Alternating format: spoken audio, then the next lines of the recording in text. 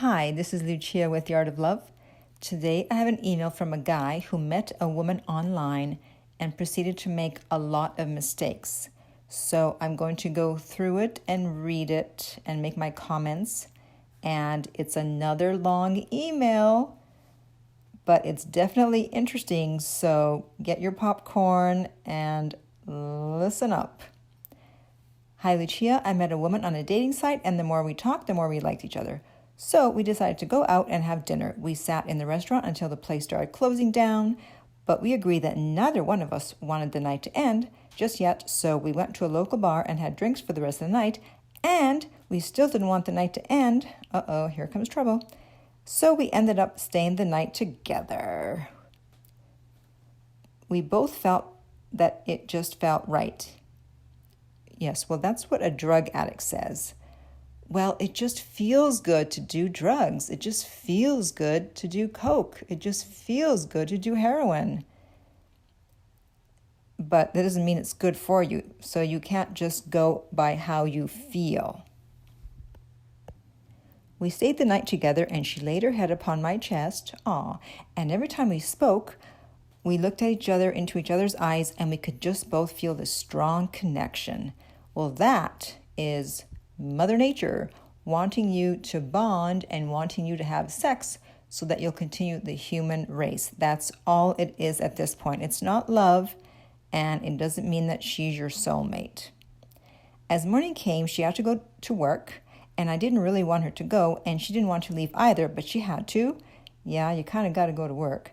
And throughout the day while she was at work, she would text me and tell me that she was thinking of me, and she never left my mind since the moment she left. So I left the hotel room during checkout time, and I went home, and she went home after work, and we continued texting, and we both still agreed that we couldn't wait to see each other.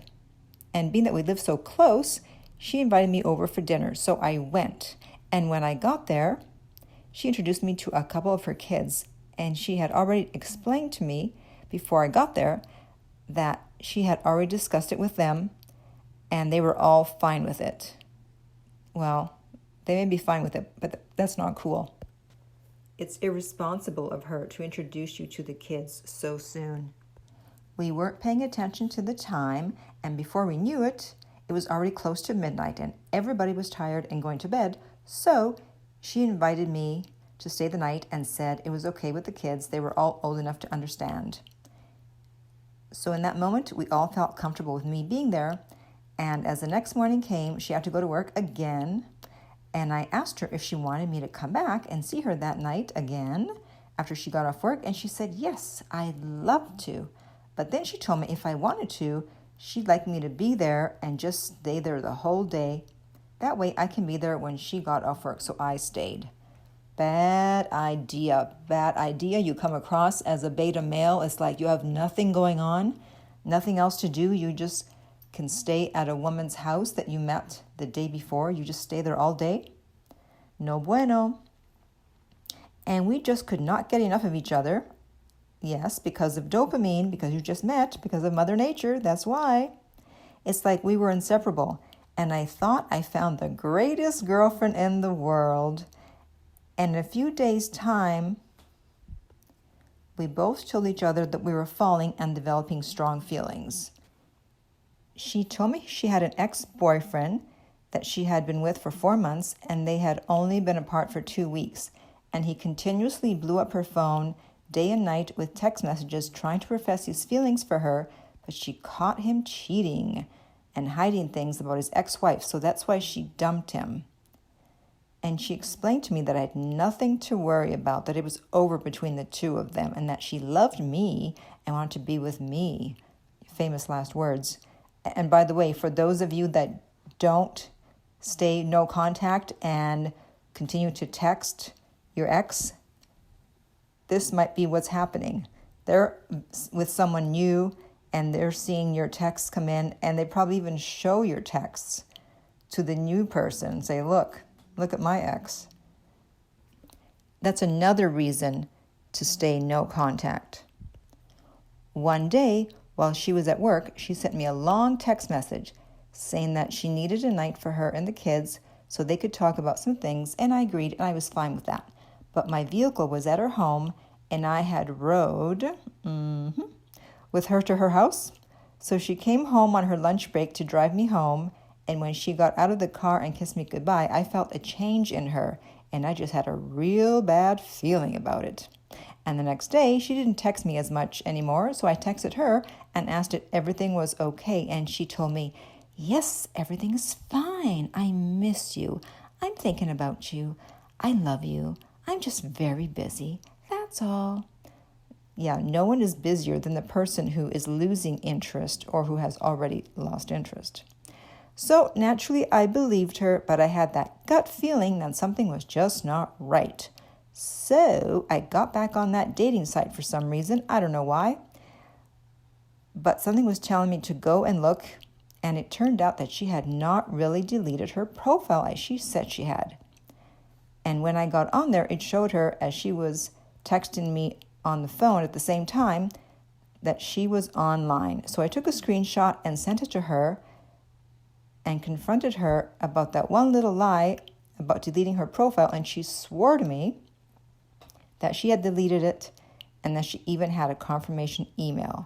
But the profile was still there with the online status, so I knew she was lying. Later that night, I dwelt on it and I started consuming a little bit of alcohol. I think it was probably more than a little bit. And I sent her some very ugly text messages. More beta male behavior. You get drunk and then you send over some nasty texts. That's not good. And I regret doing that because it caused me to overreact, and we'd only been dating a week. Yes. Everything I've just read, it all happened within the space of a week. I know, it seems hard to believe. And I called her the next morning and I apologized, and I told her I felt sick with myself, but my feelings for her had still not changed, that I still felt the same way.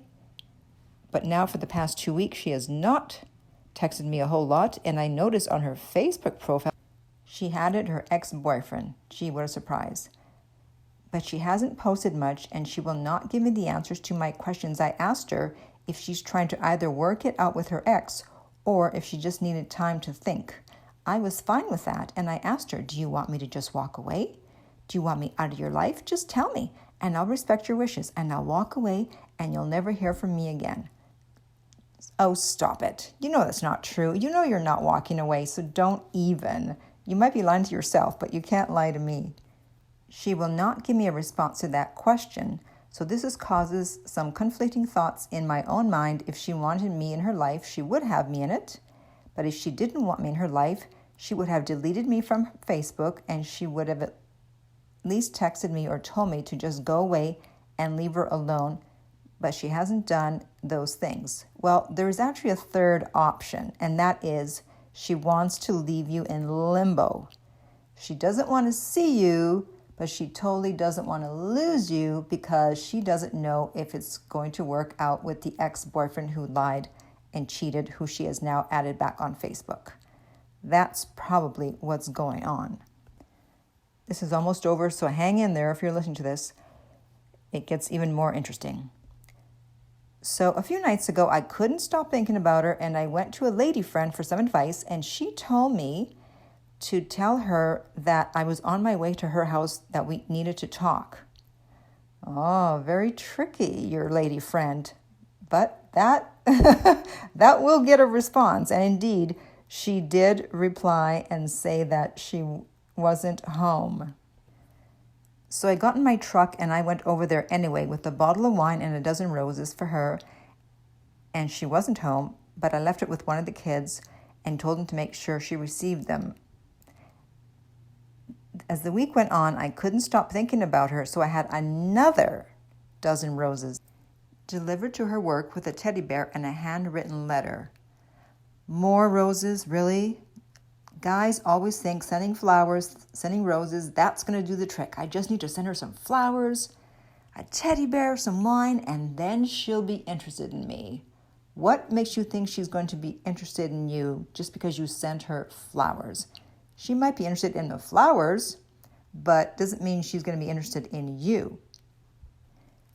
The delivery guy got back with me afterwards and said she was very excited. Exactly. that her mouth dropped. So later in the day, I decided to send her a text and I asked her, will you please see me today and talk to me? And even though I know she was off from work, she told me she was working. So I told her, okay, I don't mean to bother you, and I let it be. Today I sent her a text message and I apologized. So that's, again, more beta behavior, constantly apologizing. Sorry, didn't mean to bother you. You come across as lacking confidence. I apologize to her if I seem to be emotional about my feelings for her, that I also had other things weighing on my mind and causing me stress. I've decided to break all contact with her and do the no contact rule for 30 days. Okay, the no contact rule is forever, not for 30 days. But that's another topic. And after all that has been said and done, I don't know if I'm making the right decision or not. I don't know if she's just testing me. No, she's not testing you to see if I'm going to chase her. I don't know if she's slowed things down because the feelings we had might have scared her as much as it did me. That's definitely part of it. I don't know if her kids suddenly didn't like me. I don't know. I don't know if she decided to give her ex another chance. Probably. Since we're in a small town, I don't know if she might have heard something bad about me, or maybe it was because we were moving too fast. Ding, ding, ding, ding, ding, bingo. That's definitely a big part of it. There's nothing to be gained by moving fast and everything to lose, as you can see. No one has ever regretted going too slow, but people often regret going too fast. And this is what often happens. You just dive in with both feet and you don't know where you're going to land. I feel like I'm on the back burner. You are. Part of me feels like I have a chance, and the other part of me feels hopeless. I'm just not sure what to do at this point. But today I decided I will not attempt to contact her for the next 30 days. Again with the 30 days. No, just not contact, period. 30 days is not going to make a difference. If she hasn't contacted you in 30 days, contacting her on day 31 is not going to change things around. I honestly don't know if I'm making the right decision, or if you have any advice that you can give me to help me. I can't get her off my mind. All the other women I've dated, I could walk away from and not lose any sleep over it, but she is different. I feel something for her.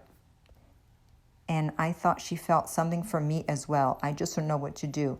So I emailed him back to ask their ages, because honestly, I thought they were in their 20s, or at least he was in his 20s, but no, they're actually in their 30s. And so when he responded to my question about the ages, he said, and this is, remember, again, after saying that he's just going to do no contact, he said, I intend to approach her one last time before I ban myself from contacting her, as she still has not given me a straight up answer as to whether or not she wants me in her life.